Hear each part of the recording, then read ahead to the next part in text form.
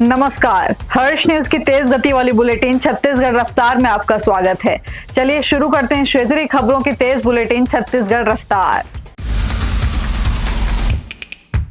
केंद्र सरकार की 4 श्रम संहिताओं और अन्य नीतियों के विरोध में 12 फरवरी यानी आज प्रदेश की 10 प्रमुख ट्रेड यूनियन और 10 में से ज्यादा जन संगठन हड़ताल पर हैं। छत्तीसगढ़ में इसका मिला जुला असर देखने को मिल रहा है।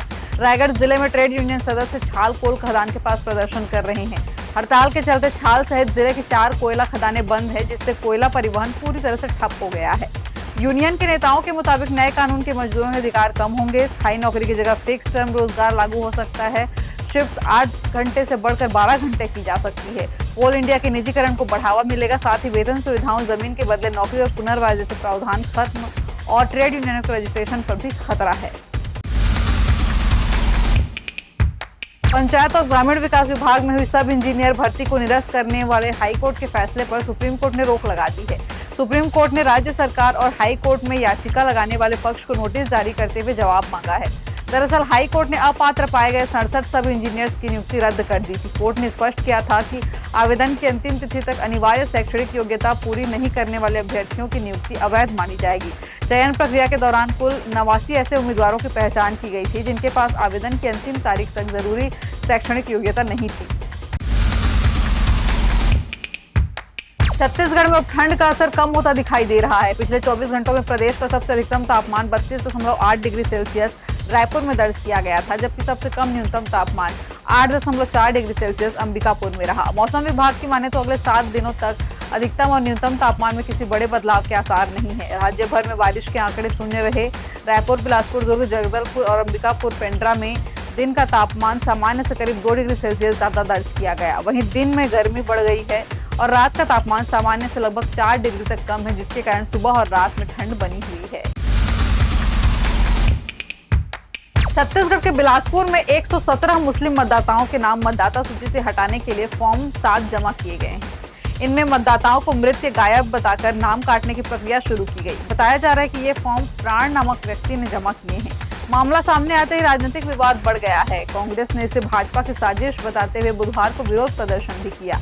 पूर्व जिला कांग्रेस अध्यक्ष के नेतृत्व में प्रभावित मतदाताओं ने कलेक्टर से मुलाकात कर मामले में जांच की मांग की है। छत्तीसगढ़ के जगदलपुर जिले में मिड डे मील के बाद 24 बच्चों की तबीयत अचानक खराब हो गई। सूचना मिलते ही स्वास्थ्य विभाग की टीम मौके पर पहुंची और बच्चों का तत्काल उपचार किया गया। सभी बच्चों की स्थिति सामान्य बताई जा रही है, लेकिन एक छात्रा को अस्पताल में एडमिट किया गया है। मामला शासकीय प्राथमिक शाला अरंडवाल का है। जानकारी के मुताबिक बच्चों को मिड डे मील पत्ता गोभी की सब्जी बनाई गई थी। खाना खाने के बाद 24 बच्चों की तबीयत बिगड़ने लगी। बच्चों को उल्टी, कमजोरी और घबराहट होने लगी, जिसके बाद स्वास्थ्य अमला मौके पर पहुंचा। राजधानी सहित राज्य भर में पहली बार ऐसा हो रहा है कि अब निजी अपार्टमेंट और कॉम्प्लेक्स में भी ईवी चार्जिंग स्टेशन खुल सकेंगे। अभी तक ईवी गाड़ियों को चार्ज करने के लिए चार्जिंग स्टेशन खोलने का काम संबंधित जिला प्रशासन और निगम वाले कर रहे थे। इनमें नामी कंपनियों के साथ एमओयू भी किया जा रहा था, लेकिन जितनी तेजी से ईवी गाड़ियों की संख्या बढ़ रही है, उसकी तुलना में चार्जिंग स्टेशन की संख्या बेहद कम है। राजधानी में अभी 14 और राज्य भर में करीब 290 चार्जिंग स्टेशन है। विशेषज्ञों के अनुसार अभी छत्तीसगढ़ में 1.69 लाख से ज्यादा ईवी गाड़ियां दौड़ रही हैं। उसकी तुलना में स्टेशनों की संख्या दुगुनी होनी चाहिए। राजधानी में एक सिपाही को ड्रग तस्करी के मामले में गिरफ्तार किया गया। सिपाही वर्दी के आड़ में ड्रग्स की तस्करी कर रहा था।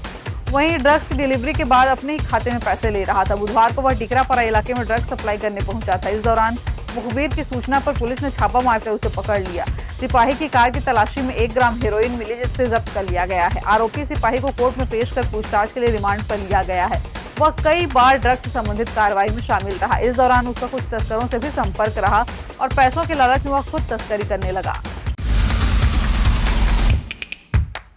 रायपुर जिले के अभनपुर में हुए भारतमाला परियोजना के तहत मुआवजा घोटाले में फरार चल रहे 2 आरोपियों को गिरफ्तार कर लिया गया है। आरोपियों में शशिकांत पुर्रे और लखेश्वर प्रसाद किरण शामिल हैं। इन्हें न्यायालय में पेश किया गया, जहां से पुलिस रिमांड में लेकर पूछताछ की जा रही है। जांच के अनुसार रायपुर, विशाखापट्टनम और दुर्ग बाईपास भारतमाला सड़क परियोजना के दौरान पद का दुरुपयोग करते हुए आरोपियों ने आपराधिक षड्यंत्र रचा, जिसमें आरोप है कि उन्होंने अपने अधीनस्थ पटवारी, राजस्व निरीक्षक, भूमाफिया और अन्य लोगों के साथ मिलकर कूट रचित राजस्व अभिलेख तैयार किए। छत्तीसगढ़ रफ्तार की आज की बुलेटिन में फिलहाल इतना ही। अपने आसपास की खबरों से जुड़े रहने के लिए बने रहें हर्ष न्यूज के साथ। नमस्कार।